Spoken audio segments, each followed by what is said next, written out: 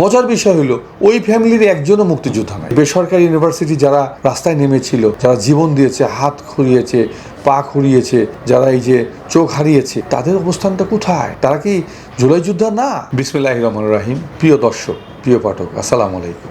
আমরা একটি মজার দেশে, একটি সুন্দর দেশে বসবাস করি। এই দেশে আমরা এক শ্রেণীর লোক আছে যারা অত্যন্ত নিরীহ এবং বলতে গেলে আমরা অত্যন্ত গর্ধব টাইপের মানুষ আর কি, আমাদেরকে মনে করা হয়। আর এক শ্রেণী তাদেরকে মনে করে তারা সুশীল, তারা অত্যন্ত উচ্চ সিঁড়ির মানুষ আর কি। বিভিন্ন সময় বিভিন্ন ক্ষমতার পরিবর্তন হয়। যে যখন ক্ষমতার মসনদে এবং যে পর্যায়ের ক্ষমতাই হোক, অর্থাৎ আপনার একটা পিয়ন পোস্টে হলেও সেটা ক্ষমতা, যখন একটা পদে পদায়ন হয়ে যায় তখন সে কিন্তু উচ্চ শ্রেণীর মানুষ হয়ে যায় এবং সে বুদ্ধিবৃত্তির মানুষ হয়ে যায়। সে যা বলে সেটাই রাইট, সে যেভাবে করে সেটাই সমাজকে প্রতিষ্ঠা করতে চায় যে এই সমাজ এভাবে চলবে, চলেও আসছে তাই, এটা ব্যতিক্রম হওয়ার কিছু। আমরা দেখেছি বিগত 17 বছর একটি চেতনা বিক্রি করা হয়েছে, সেটা হলো স্বাধীনতার পক্ষের শক্তি, স্বাধীনতার পক্ষের শক্তি, মুক্তিযোদ্ধা, এই সেই বিক্রি করা হয়েছে এবং মানুষগুলোকে জোর করে চাপিয়ে দেওয়া হয়েছে। ওটা মানতেই হবে। তার রেজাল্ট আপনারা দেখেছেন।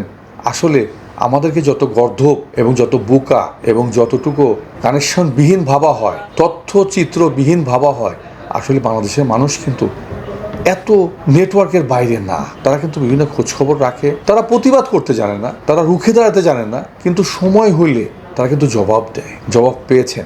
17 বছরের অন্যায়, নির্যাতন, গুম, খুন, আয়নাঘর, মিথ্যা কথা, ভুয়া মামলা, গায়েবী মামলা, সমস্ত কিছু জবাব কিন্তু 17 বছর পরে পেয়ে গেছে। 5ই আগস্টে একটি অভ্যুত্থান হলো। সেই অভ্যুত্থানের চিত্র আমাদের পুনরায় মনে করে যায় বিগত 17 বছরের কথা। একটি গোষ্ঠী, একটা ফ্যামিলি এই স্বাধীনতার রূপক, ধারক, বাহক এবং সমস্ত কিছু।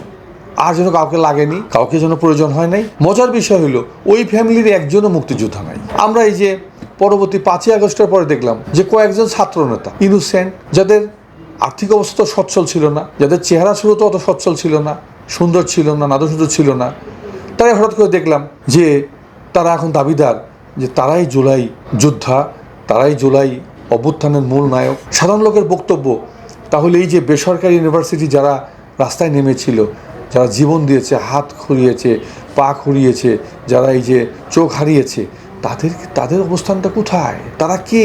তারা কি জুলাই যোদ্ধা না? আজকে বিভিন্ন বাসা থেকে বুয়া কাজের লোক বের হয়ে গেছে। একজন রিক্সা চালক, সে রিক্সা ছেড়ে মাঠে নেমে এসেছিল। তারা কে? তারা কি অংশীদার না? অন্যান্য রাজনৈতিক দলের কথা বাদই দিলাম, বিএনপি বা আরও যে সমস্ত রাজনৈতিক দল, আওয়ামী লীগ বাদ দিয়ে যারা ছিল বাংলাদেশে, তাদেরও তো সবাই অংশগ্রহণ ছিল। তো তারা কি জুলাই যোদ্ধা না? এই 5 জন। তাহলে সারা জীবন আমরা দেখতে পাচ্ছি যে এক দল, তাদের কি বলবো, অতি চতুর অথবা কুচক্রী। তারা কিন্তু কোনো কিছুকে ছিনতাই করে নেয়। যেমন 17 বছর একটা ফ্যামিলি মুক্তিযুদ্ধকে ছিনতাই করে তার যে সুবিধা ভোগ করেছে, তাদের তারা পেয়ে গেছে। আবার দেখলাম আমরা কয়েকজন ইনিসেন্ট ছাত্র, তারা কিন্তু ছিনতাই করে ফেললো জুলাই যোদ্ধাকে। দেখেন তাদের পরিণতি, তারা জুলাই জুলাই জুলাই জুলাই সনদ নিয়ে তারা চিল্লায় বুক ফাটিয়ে ফেলে। কিন্তু স্বাক্ষর করে হলো নির্বাচনের পরে। কেন? জুলাই তোমাদের সম্পদ, তোমার স্বাক্ষর দেরি হলো কেন? তোমার স্বাক্ষর দেরি করছো। এখন জুলাইকে নিয়ে যে মায়া কান্না, সেই জুলাই আহত যারা ক্ষতিগ্রস্ত তাদেরকে নিয়ে সংসদ ভবনে জড়ো করা হলো। তাদেরকে চিল্লায় রিকোয়েস্ট করে বলতে হইলো তারা মাঠে নামে না কেন? তার উত্তরে কি বললো? আমরা মাঠে নামবো কেন? সুবিধাভোগী তোমরা।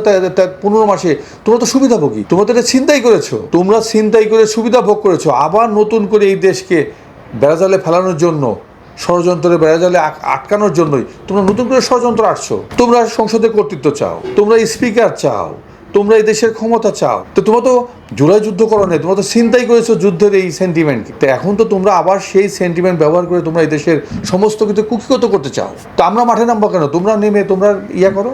অর্থাৎ তাদের মাঠে না ডাকে আজকে আর কেউ আসছে না, তারা হুঙ্কার দিচ্ছে, হুঙ্কারে কিন্তু কাজ হচ্ছে। তাই দেশবাসী আমাদের সচেতন থাকতে হবে, সচেতন হতে হবে। এই দেশ আছে গভীর ষড়যন্ত্রের কিনারা একদম, কিন্তু ষড়যন্ত্রীরা কখনো জানে না যে তারা কখনোই সাকসেস পায় না, তারা কখনোই ভালো কিছু পাওয়া খুব কঠিন। তাই উদাত্ত আহ্বান জানাবো, আমরা সবাই সচেষ্ট থাকবো এবং আমরা যেন আগামী দিনে পুনরায় এই ছিনতাইকারী, এই মুক্তিযোদ্ধা ছিনতাইকারী, এই জুলাই সেন্টিমেন্ট ছিনতাইকারী, এদের কবলে যেন এই দেশ আর না পড়ে। আমরা প্রতিটা ঘরে ঘরে আমরা এই মেসেজকে পৌঁছিয়ে দিব, যাতে করে প্রত্যেকটা লোক সচেতন হয় এবং এদের মুখোশ উন্মোচিত হয়। সকলকে ধন্যবাদ। আসসালামু আলাইকুম ওয়া রাহমাতুল্লাহি ওয়া বারাকাতুহু।